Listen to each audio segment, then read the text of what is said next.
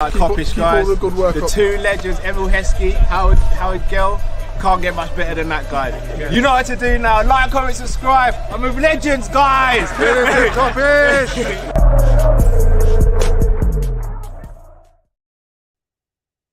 What's going on, people? Welcome on this beautiful sunny Thursday to the Summer Daily News Show. Please make sure you smash that like button. Make sure you subscribe. Get us to 30k, people. And welcome. Not too much to discuss today. This is the thing that's getting frustrating now as Liverpool fans, isn't it? The same news stories are starting to repeat themselves, starting to recycle. It's getting a little bit annoying, so to speak. But obviously, the Thuram situation continues to unfold. We've been talking about this man for a while now. Gravenberch. Reports today are saying Gravenberch is the alternative if Liverpool cannot strike the right deal with Nice for Kefren Thuram.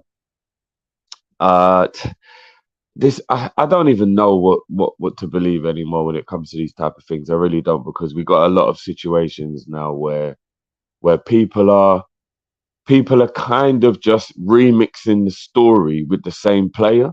So before, Gravenberch was a primary target. Then you're looking at the situation that Bayern Munich don't want to sell him. Now, is he an alternative to Thuram?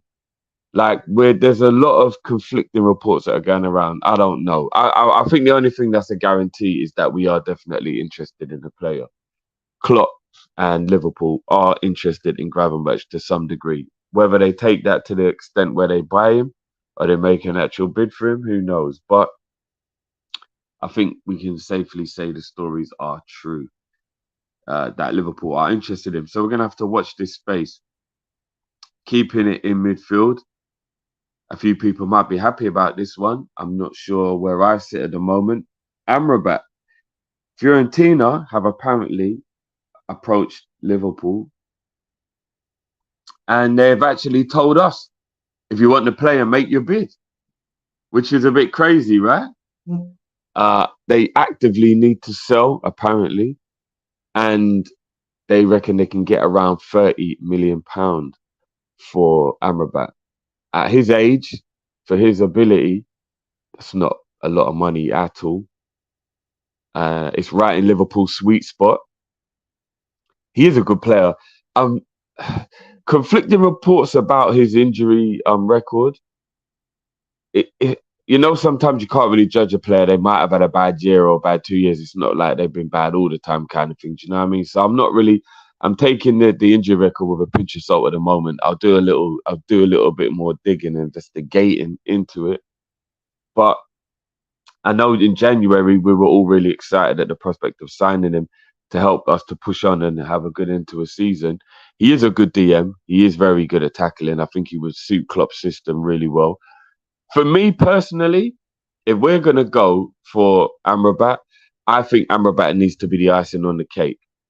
He can't be a primary main target for me. And that's not me being disrespectful. I think he'd make a brilliant squad player. I think it'd be so good to have him in and around the squad after making the other signings. So if we was to put Amrabat on top of Kefram, McAllister, Szoboszlai, for example, that would be a beautiful summer window. Absolutely perfect. Mwah! Where do I sign? If we got McAllister and Amrabat and that was it, I'd be absolutely fuming. Absolutely fuming. And I don't think that could take us to a level we need to get to. So I hope you don't get where I'm coming from. I think Amrabat is a good player. I have no issue with him being in the squad at all. But it has to be the icing on the cake. He cannot be a main target. So we'll see how this one unfolds. It's a bit mad as well because Fiorentina actually actively, flirting with clubs to come and get their player. Bit mad. But anyway, sticking with Italy, the price has been set for this man. The rumours keep on going, making this seem like it could have a bit of legs to it, people. Chiesa, around 60 to 70 million euros is what it will take to get him. So we're looking at 55 million roughly. Let's just round it up. What do you guys think? I'm gonna leave this one with you lot, whether you think that the 55 million is worth it. Are we getting a bit carried away when we think, the injury? Injuries are part and parcel of football now, right? I know you don't want to buy a player injured. You'd rather, if he gets an injury while he's playing for you, then there's nothing that can be done. But you don't go out of your way to buy a player who's come back from an injury. I totally understand that. But here's where I sit with these people, and you lot know already, right? I'm not saying we have to go and get Chiesa. But what I am saying is we have to show ambition, and we have to stop this penny pinching bullshit, and we have to stop always thinking, oh, well, it's a risk. And then what if he does it? Who cares, man? I'm not being shady. I'm just using it as an example because the amount of money is very similar. So it just kind of like works out as a coincidence. We paid £56 million for Naby Keita. And Naby Keita clearly was not successful and did not work at Liverpool. I'm not saying he didn't have good games.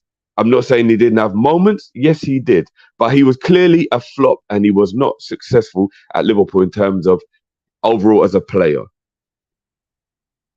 Why do we always have to keep on having a hit in order? Why does it have to be a guarantee hit? Why does it always have to be an on the money? Why does it always have to be a 36 million Mo Salah? Why does it always have to be a 40 million pound Diogo Jota? Why does it always have to be that almost guaranteed hit, low risk, high reward type of situation, man? Like Chiesa is one of the best players in world football. Let's stop acting like all of a sudden because he got a knee injury that you can't put that respect on his name. Could it go wrong? Yes.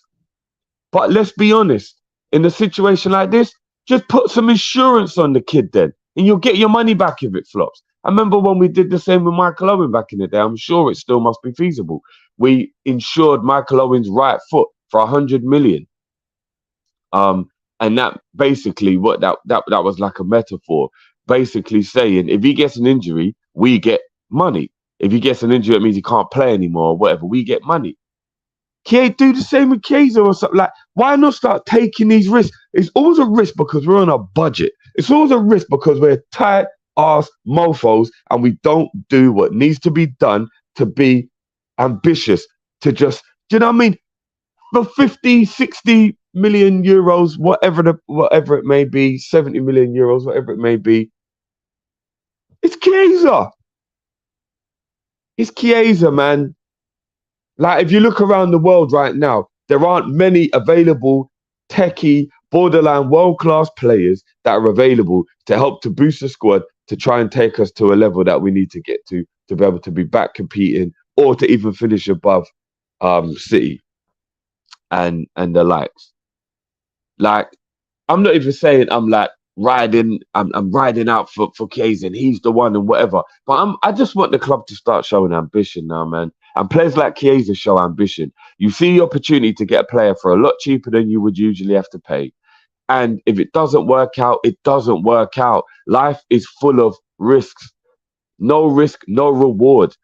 If you just constantly only ever go for the low risk, high reward situations, eventually they're going to stop working.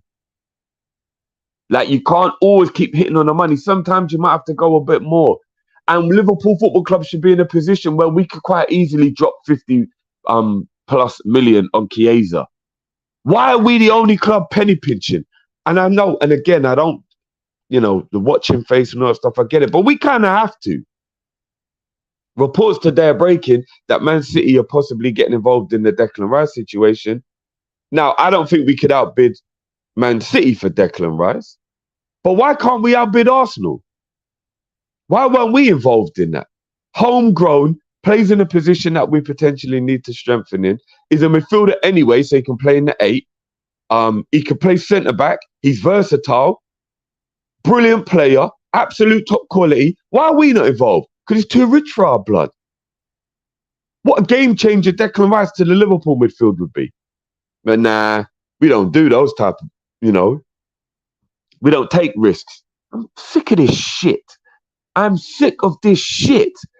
Penny pinching, Liverpool, never getting involved and never taking risks. I'm sick of this shit. When am I ever going to see my club just go all out on ambition, because I'm watching clubs around us who don't make as much money as us, aren't as good as us, and they're still doing what needs to be done to take them to where they think they need to go. I'm so sick of this shit. But anyway, people, I'm not going to rant on. Let me know what you think. Would you take Chiesa? Do you think the money's right? Do you think that's a good look? Let me know, people. And yeah, big up everyone. Smash that like button. Subscribe if you're new. Big up for watching, people. Obviously, we'll be back tomorrow with another Summer Daily News show. And keep an eye on the socials, and we'll let you lot know what we have planned for tomorrow and the weekend ahead.